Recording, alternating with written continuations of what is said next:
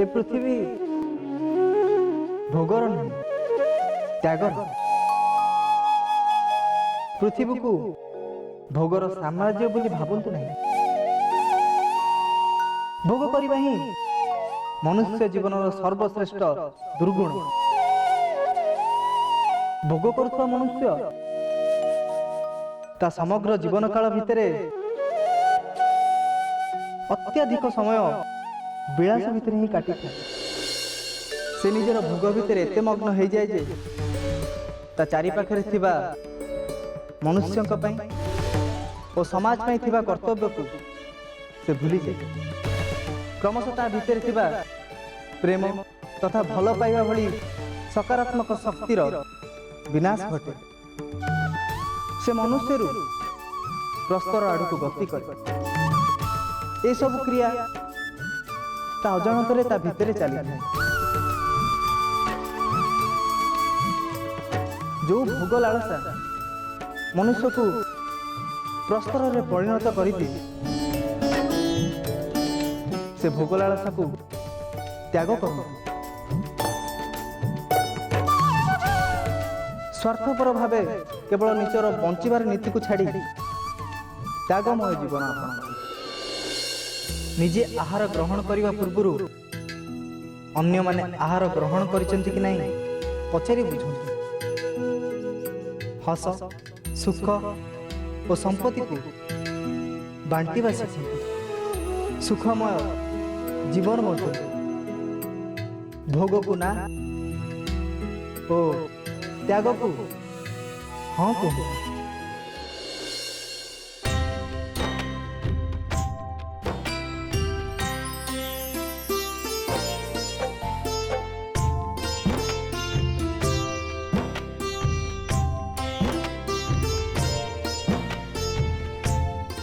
धीरे धीरे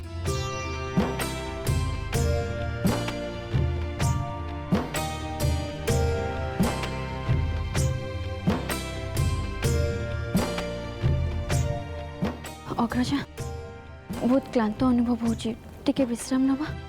आस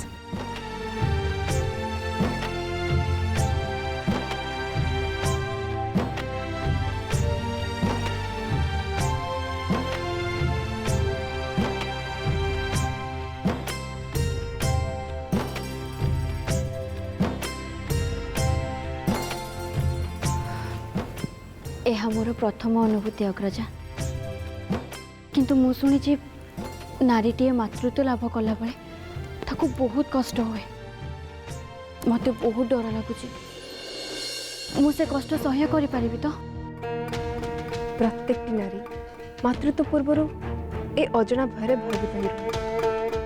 किंतु तमें देखिबो सुभद्रा गर्भवती ठारू मातृत्व लाभर आनंद 100 गुण अधिक। मुझे कथा जाने अग्रजा किंतु कहीं के जानी मत तो बहुत भय लगुच। आपण मत कथा दिंतु ना मो संतान जन्म हला बेले आपण मो पाखे पाखे रहिबे। कथा बुझी पाखे पाखे रही।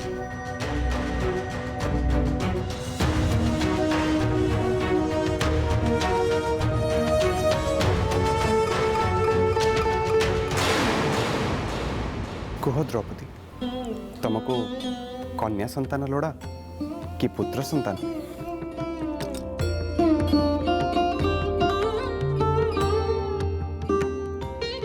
से पुत्र संतान हो कि कन्या संतान मते तो केवल संतानटी लोड़ा। किंतु आर्य मु बहुत भयभीत। किंतु कौन पे द्रौपदी? संतान जन्म करबा पड़े खूब पीड़ादायक। मातृत्व लाभ करबा पई पीड़ा तो विधि निर्दिष्ट।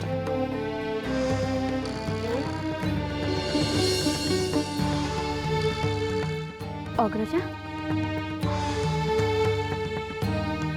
अग्रजा कौन भावुचंती? किछि नहीं।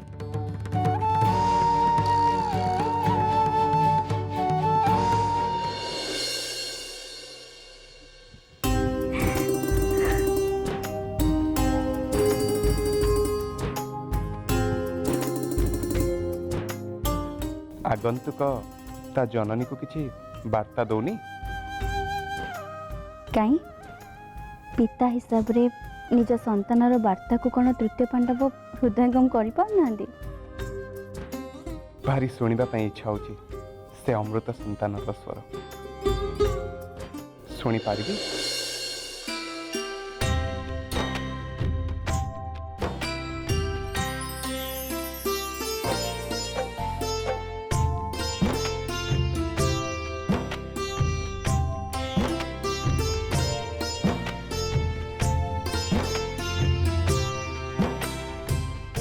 कौन कहला आपण का संतान?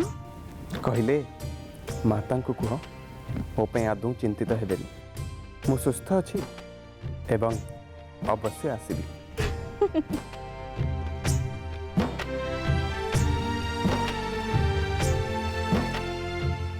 से केवल मो पाई आसना आपण को पाई भी आसुचंदी तृतीय पांडव। आपण को उत्तरदायक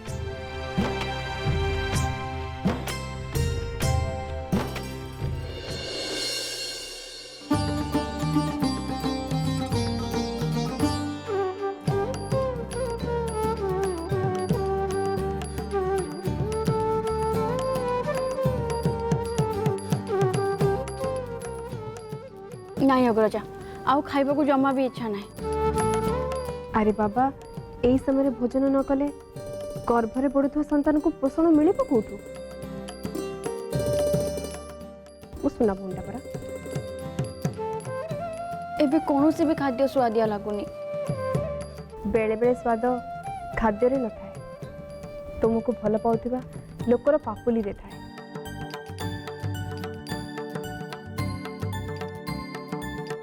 एटा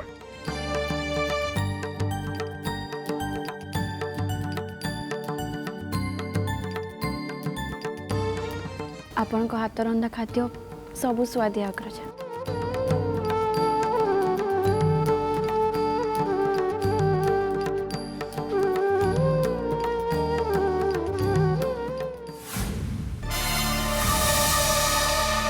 जेते बेले देखुची तो सह द्रौपदी अच्छी सुभद्रा मते खाली तू एका मिलवा दरकार।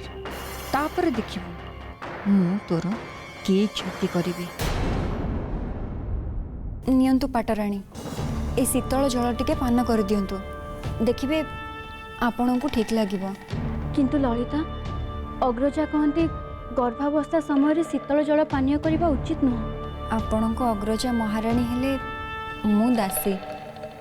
मो जीवन रे मु अनेक अंतसत्त्वा नारी मान को सेवा देइछि। मु जानी किछि भी असुविधा हबनी। नियंतु पी दियंतु। रईजा भद्रा माता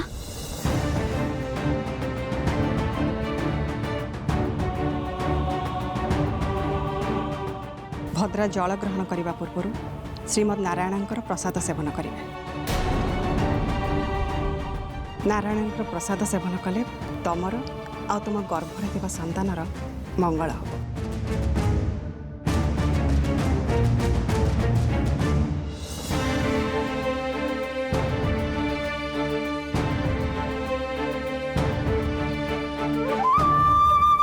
ए प्रसाद को महाप्रसाद कहा जाए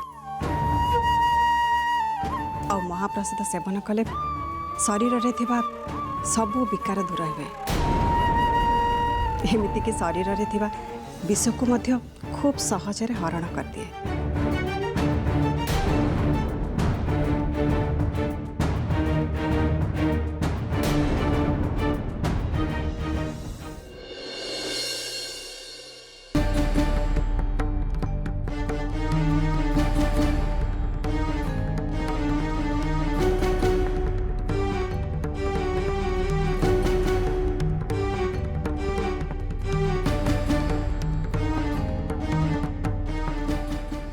सुभद्रा स्थिति वर्तमान केमिति अछि राजवैद्य?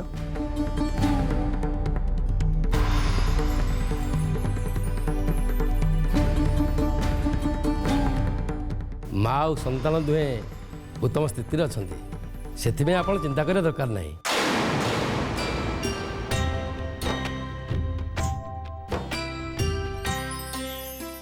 तथापि पति एवं पिता हिसाब रे उभय स्वास्थ्य विषय जानिबा मोर कर्तव्य। एबे कहतु राजवैद्य, उभय स्वास्थ्य पाई मोर कौन करबा आवश्यक? पाटराणी जमी सदा सर्वदा हस हस रे से विषय चिंता करूँ। मु आपण को किसी शक्तिवर्धक पोषक दूची। आपण ताकू सकाळे एवं संध्यार संतान जन्म हवा पर्यंत सेवन कले संतानटी सुस्थ रहिबो। धन्यवाद राजवैद्य।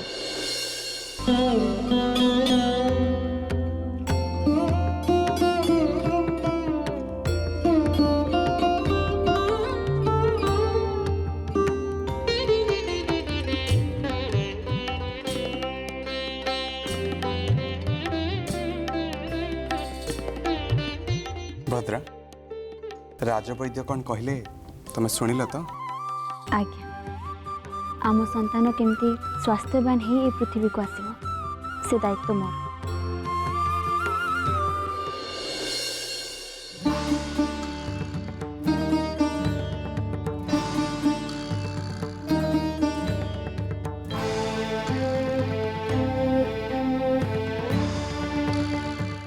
भद्रा, तृतीय पांडव कौन किसी कहबार थिला? नहीं, सेमती किछि नहीं। एमिति तुम सह आलाप करबा पई आसी। आपण को संगे आलाप करिवार मुहूर्त तो मो पई परम सौभाग्य। भ्राता कहते जेतेबेले शिशुटीए माँ गर्भरे थाए सेतेबेले माँ जो जो परिवेश को सामना करे तार प्रभाव शिशु उपरे पड़ी थाए। ताहा तो निश्चित। जेणु आम संतान क्षेत्रीय संतान से मु भावुची तुमको समर कौशल विषय सब किछि जानि नबा उचित। मु जाने रथ चालन रे पृथ्वी पृष्ठ रे तमे अद्वितीय, किंतु मु तुमको श्रेष्ठ समर कला विषय रे कहिबा पई चाहे। श्रेष्ठ समर कला कौ समर कला विषय कहबी? मु गुरुंकटु शिक्षा लाभ करिथिबा चक्रव्यूह भेद। चक्रव्यूह भेद शुणु ना तृतीय पांडव।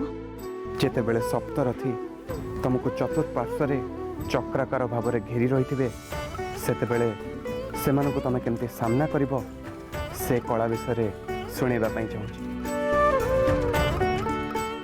सप्तरथी एका संगारे चक्राकार रे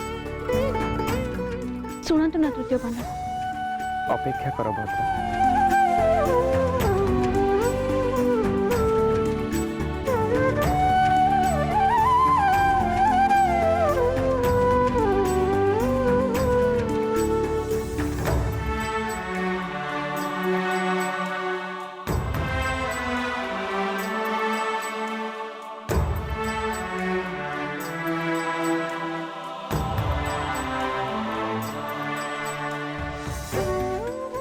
देख भद्रा, ए 7 जन होचंती सप्तरथी। एथिरे प्रवेश करबा तो अत्यंत सहज। एथिरे प्रवेश करबा सहज, किंतु प्रस्थान करबा सहज नुहे भद्रा।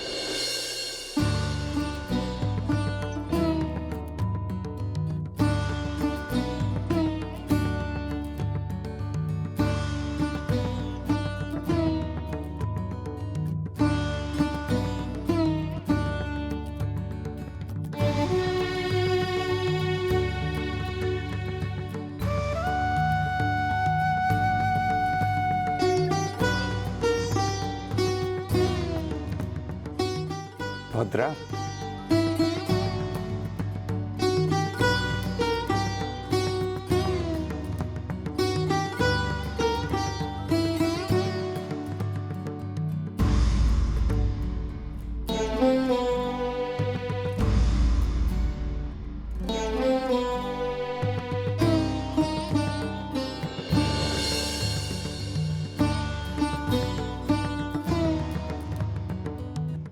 मु जाने भद्रा, अंतसत्व समय बिना वार्तार भी निद्रा आसे। तमें विश्राम नियो।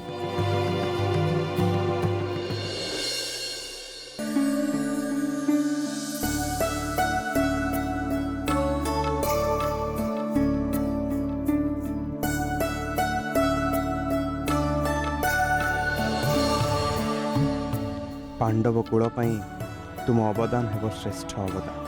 संभवतः पांडव कूल को उत्तरदायित्वटीए दवापाई ईश्वर तुमको प्रतिनिधि करी ए इंद्रप्रस्थ को प्रेरण करिसेंति। मु तुम पाखरे सारा जीवन ऋणी रही भद्रा।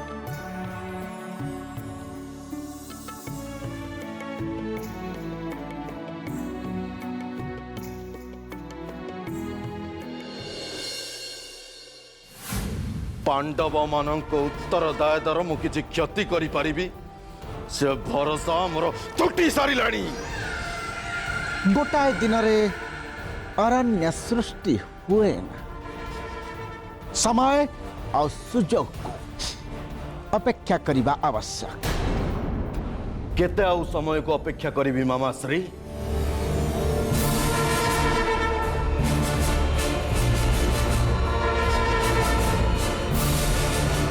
गोटे परे गोटे सुजोग हाथ छड़ा करबा परे मु पुणी गोटे सुजोग को अपेक्षा करिबि। युवराज दुर्योधन जय हो।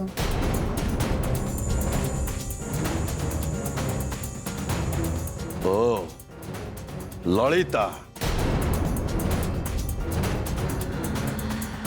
पुणी की संवाद शुणा को आसीचु? तोर पराजयर संवाद शुणा पाई मो पाखरे समय नहीं। मु किंतु पराजय को स्वीकार करिनी युवराज। एबे भी मो प्रयास जारी रखिछि। प्रयास नारे मो सह प्रतारणा करने को चेष्टा करनी ललिता। परिणाम भयावह हब। क्रोध को नियंत्रण कर धन। केमिति नियंत्रण करिबि मामाश्री केमिति? गुप्तचरर संवाद अनुसार सुभद्रा पाई द्वारिकार साद भारर प्रस्तुति चलीची। यार अर्थ सुभद्रार संतान जन्म नेवा पाई आउ मात्र स्वल्प समय बाकी। भाभी पारुचंती मामाश्री मोर सबु योजना केमिति विफल हो जाउची।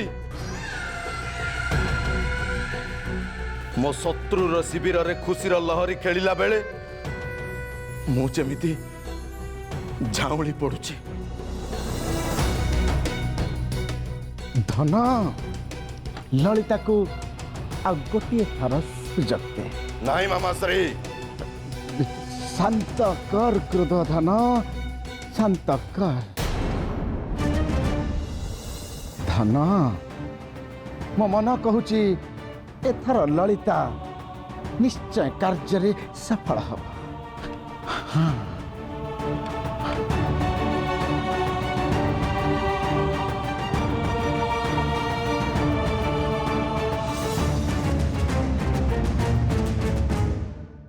मामाश्री आपणक कथा को मु मानुची। ललिता पाई एटा मोर शेष सुजोग। एथर ललिता किछि भूल करिब तो तेबे तार ठिकणा हस्तिनापुर नुह सीधा नागलोक।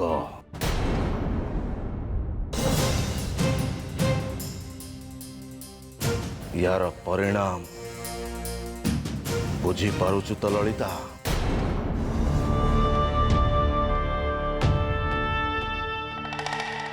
एथर किंतु ए ललिता हारिबनी। जीतिकी प्रमाण करदब ए ललिता जहाँ चाहे ताहा ही करे।